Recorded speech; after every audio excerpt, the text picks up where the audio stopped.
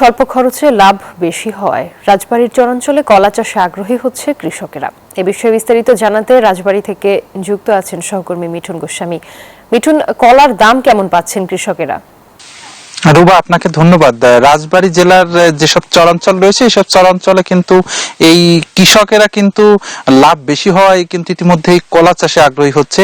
আমি যে ক্ষেত্রটিতে রয়েছে এখানে কিন্তু দুই ধরনের কলার আবাদ হয়ে থাকে। একটি হচ্ছে সবজি কলা আর একটি হচ্ছে কাঁচা কলা, যে কাঁচা কলাটি সবজি হিসাবে খাওয়া হয়ে থাকে, আর একটি কলা নানাভাবে খাওয়া যায়। আসলে কৃষকরা বলছে যে চলতি মৌসুমে বিশেষ করে কয়েক বছর ধরেই কিন্তু কলার ভালো দাম পাচ্ছে কৃষকরা। এর কারণ হিসাবে তারা বলছে যে বিশেষ করে এই যে চরাঞ্চলের সরাসরি কলাগুলো কৃষক পর্যায় থেকে কিন্তু পাইকারদাররা কিনে নিয়ে যাচ্ছে এবং সেটি শহরের বিভিন্ন স্থানে কিন্তু বিক্রি হচ্ছে। আর প্রতি কলাগুলো সাধারণত কিন্তু হালি দরে বিক্রি হয়, অর্থাৎ 4টি কলা বিক্রি হয় খুচরা পর্যায়ে কিন্তু 25 থেকে 30 টাকা। এতে করে কিন্তু কৃষকরা কিন্তু লাভবান হচ্ছে। আর বিশেষ করে এই কলা গাছ একবার লাগালে সেটি প্রায় 2 বছর ধরে কিন্তু এই কলা ফলন দিয়ে থাকে।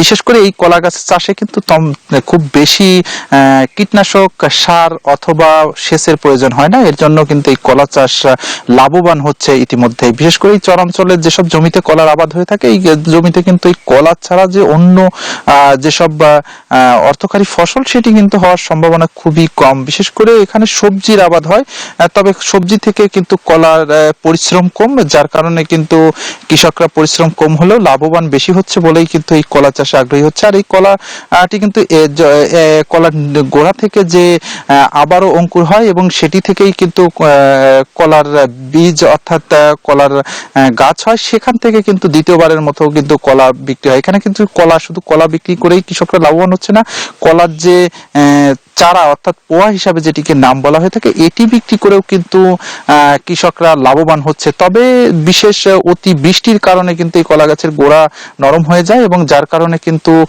অনেক সময় এই কলা গাছগুলো পড়ে যায়। আবার একটু বাতাস হলে কিন্তু কলা গাছ ভেঙে যাওয়ার সম্ভাবনা থাকে। সেই জায়গা থেকে কিন্তু কৃষকরা বিশেষ করে বৃষ্টির আগে পরে কৃষকরা পরিচর্যা করতে একটু ব্যস্ত হয়ে পড়ে।